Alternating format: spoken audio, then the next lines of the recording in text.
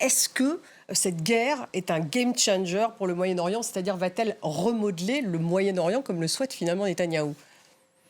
Écoutez, déjà, je ne sais pas si c'est un game changer, il est certainement trop tôt pour le dire, mais en tout cas, ce qui est certain, c'est que les opérations mutuelles israéliennes et iraniennes depuis vendredi font considérablement monter la tension dans une région qui est déjà en proie à beaucoup d'instabilité, parce qu'effectivement, il y a toujours des situations qui existent. On peut reparler de Gaza, notamment, qui est un premier point qui doit rester sur la table. Il y a toujours des questions avec la transition démocratique en Syrie, il y a toujours des questions avec le Liban. Enfin, c'est une région qui est porteuse de risques assez forts et il ne faudrait pas qu'une déstabilisation enflamme l'ensemble de la région. Justement, lorsque Netanyahou dit qu'il veut faire tomber le régime en Iran, quelle est votre réaction? C'est-à-dire, c'est un but politique souhaitable ou est-ce qu'au contraire, ça entraînera une déstabilisation encore plus grande de la région? Pour le moment, ce qui est certain, c'est que l'escalade qu'on est en train de constater pour le moment est porteuse potentiellement de risques extrêmement forts pour l'ensemble de la région, pas simplement pour l'Iran, pas simplement pour Israël, mais de risques extrêmement forts. Donc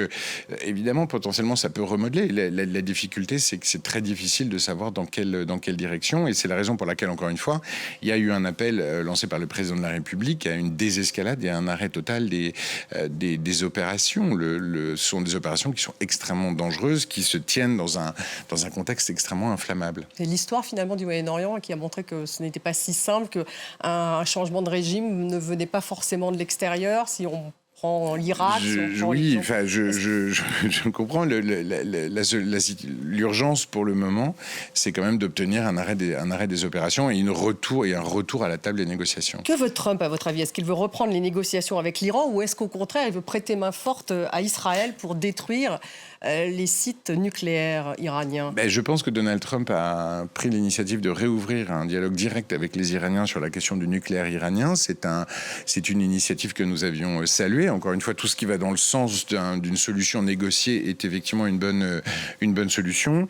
Il l'a redit aujourd'hui à son arrivée au Canada en disant que les Iraniens devaient continuer à négocier sur la question du nucléaire iranien, et c'est effectivement une bonne posture. Et selon Wall Street Journal, l'Iran souhaite discuter avec les États-Unis et Israël d'un arrêt des hostilités, je cite le journal américain, et adresse des messages en ce sens via des intermédiaires arabes.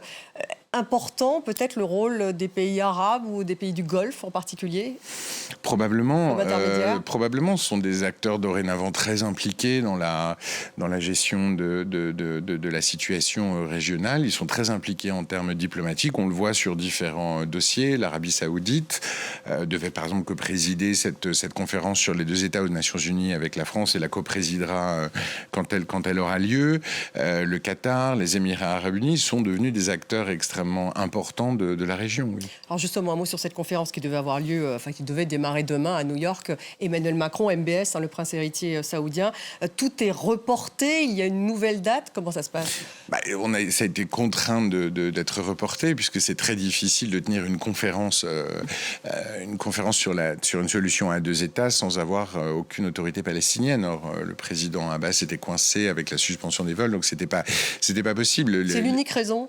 Les circonstances n'étaient pas vraiment réunies, c'est-à-dire que c'est difficile de parler de manière sereine d'une solution à deux États quand la situation connaît une telle escalade. Donc il a été décidé de reporter cette conférence. On a une date? Elle se tiendra. C'est une conférence qui est organisée par les Nations Unies, donc c'est aux Nations Unies de dire quand elle pourra se tenir à nouveau. Mais vous souhaitez qu'elle se tienne vite? Encore une fois, c'est une conférence qui est issue d'un vote par une résolution à l'Assemblée générale des Nations Unies de novembre dernier.